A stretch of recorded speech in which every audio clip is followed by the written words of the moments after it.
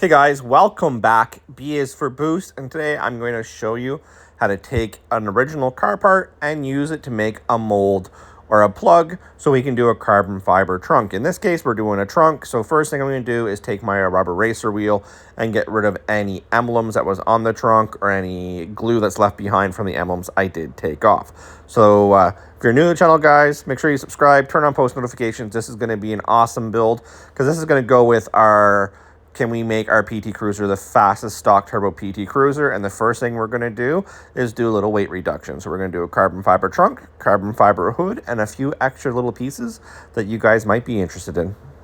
So I'm going to do the one thing that every body man will tell you not to do, and I would as well, is don't use cardboard to mix your putty because the hardener and stuff absorbs into the cardboard and doesn't mix 100%. But my local Napa doesn't have my boards that I usually use, my tearaway boards, so I'm going to use this just to get me by. So I sanded the whole thing with 400 right quickly, just to see if I could see any nicks and scratches, and I really did. There was a couple here, there's a small dent right there, and then you have, the rust that we feathered out. Now technically, if I was doing this to paint, I would probably sandblast those little rust spots, and then I would small strand fiberglass it, body fill, and then putty.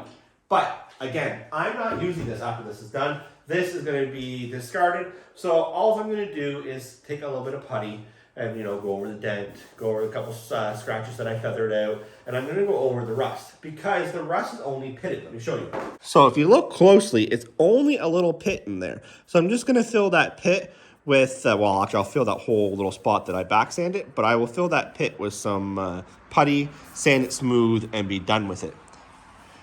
Around the third brake light, it barely pitted in the outside, but the inside did, so I'm going to have to make sure I get that really well because I don't want that to show.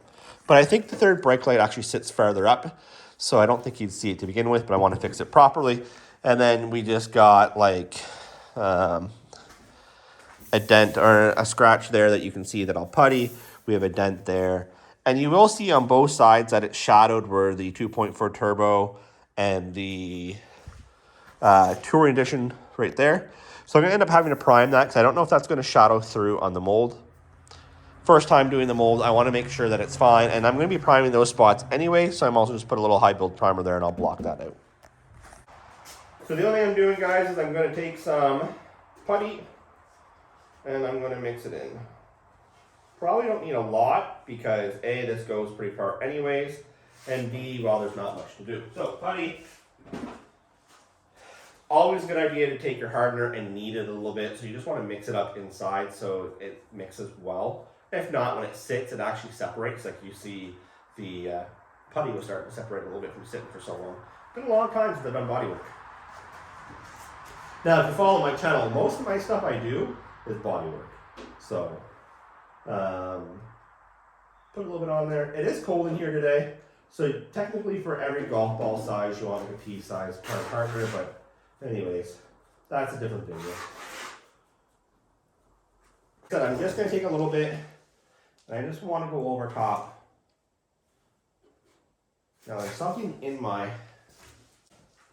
it's actually my putty knife itself is gouged. And you don't want to leave gouges because then you got to sand that out and it makes it harder, and it looks like I'm going to need to go get a new putty knife. There you go. You don't want it to leave a hard edge on it, like it was doing, because then you got to sand that out, and more times it's going to cause you more headache than it's worth.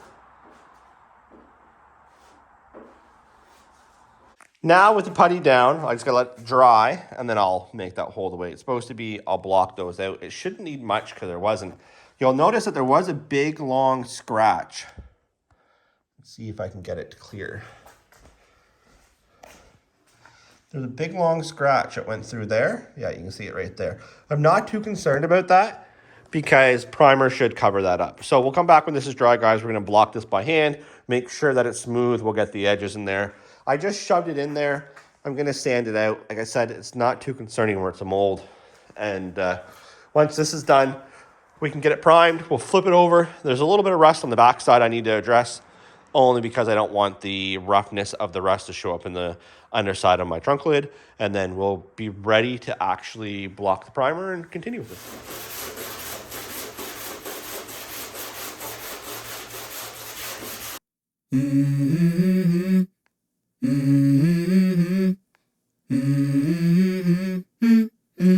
Let's go. I wake up to a little bit of drool on my pillow, feel like it's gonna be a bad day. Yeah, I'm tired of shit, and the coffee ain't hit yet, damn, ain't that great.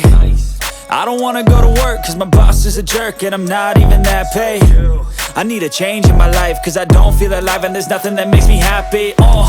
Hold my beer for a minute, I'm about to quit my job, cash in for a ticket. I'm going on a trip and I don't plan to visit. I'm gonna stay there till I feel like I'm winning, and this is just the beginning. I need a big change, help me feel like living. I need a big swing, home runs I'm hitting, and I'll never look back, moving on till I get it all.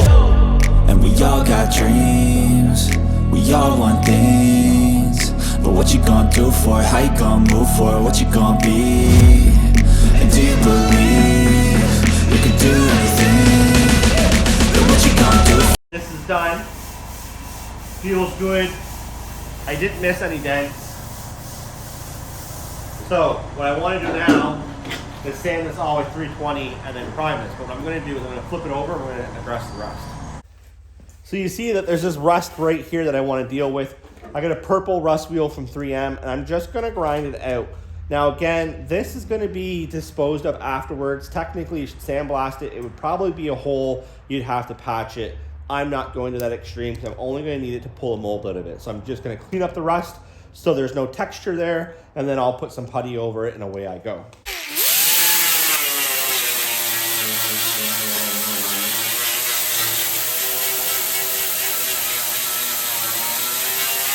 Now, I can get carried away if I was trying to do this properly, cut that out, away I go. I'm not doing that. I knocked off the high spot, so as you can see the rust there. I'm literally just gonna put some putty on that, put some putty in this to smooth it out, and that's all I'm doing with this. Now, we have to clean this up, sand it all down like we did on the other side, and these bolts are gonna be cut off because we're not gonna put them in our mold. We're gonna do that after the mold is done. I'll show you guys that. Same with the studs for the third brake light. And the rest of the trunk lid is in good shape. So all we need to do is sand that out some. I think high build primer should cover that little bit of indent through there. So the only spot that we need to fix is that one corner. Okay, so as you see, it is done through there. I did use some red spot putty, which is like just single stage putty. I'm hoping that doesn't bite me in the butt when we do the mold, but that is pretty well flat, straight. There's a couple little ripples, which is higher that you can see right there. If you see it in the mold, you're not going to see it in the trunk lid because that's a top and the PT Cruiser lifts up, so you won't even see that. I'm just going to run with it and hope for the best. If it's something that I need to address, I can address it in the gel coat when the mold is done. I can sand the gel coat and fix it a little bit, which would be a little easier than trying to grind all that out because, well, I don't want to do that, right? So this is done other than being prepped, but we're going to prep that when it comes time to do it. We're going to cut those off and stuff. So I'm going to flip it upside down, mix some primer. I'm going to prime in here. I'm going to prime the outside, and then we can get to the gel coat. I feel like I'm losing my mind. Is everybody in the world blind? Please, Lord, give me a sign. So now that this is primed and you've seen us prime it, what I'm going to do is block all my primer. After the primer is blocked, I'm going to do it in a couple stages. I'm going to go 320, 400, and then I'm going to prep the panel for the last bit of sanding with the DA with a vacuum pad. The vacuum pad just helps not make it like wavy. It will contour and it's really nice to use. So basically, I'm going to show you a little bit of the sanding. I'm not going to show you a lot because sanding is very boring. I don't even want to do it. I did let it sit for about a day. Technically, I am a little afraid that this is going to lift up. So I got to make sure that we prep this really well for wax, probably like 6 or 7 coats of wax. And we're going to try spraying PVA for the first time, which a lot of people say is tricky. So we're going to learn that as we go. So we're going to block this, and then we're going to come back and we'll build the flanges, and we're going to show you what I'm going to do on the inside because I want to keep my trunk lock, I want to keep my handle, and I want to keep my third brake light. So just some 320 and away we're going to go.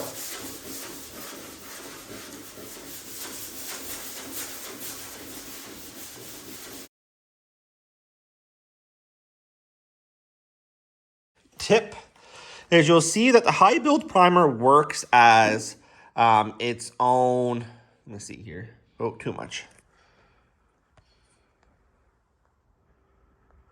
So high build primer works as its own guide coat. So you see how this is gray, this is darker. That means that's low. And I can just sit here, crisscross it because I don't want to focus in on that one area. And it will start to sand down because I know the body work was good. So you'll see it starting to go away there. And that's what you want to do. All right, so this is now done with 800. The only thing I noticed that there was a little chip right there in my primer, so I put the single stage putty in it. I can sand that with some 6-800. Hopefully it doesn't lift with the epoxy. I'm unsure if this primer will even lift. Some people say it will be good where it's a 2-part primer. Some people say that it's not. I have no idea. You will see the whole panel is sanded. I didn't bore you with that. The only thing I did do that I didn't like the idea of, I went to 400 on the primer by hand, 400 on the feather edger.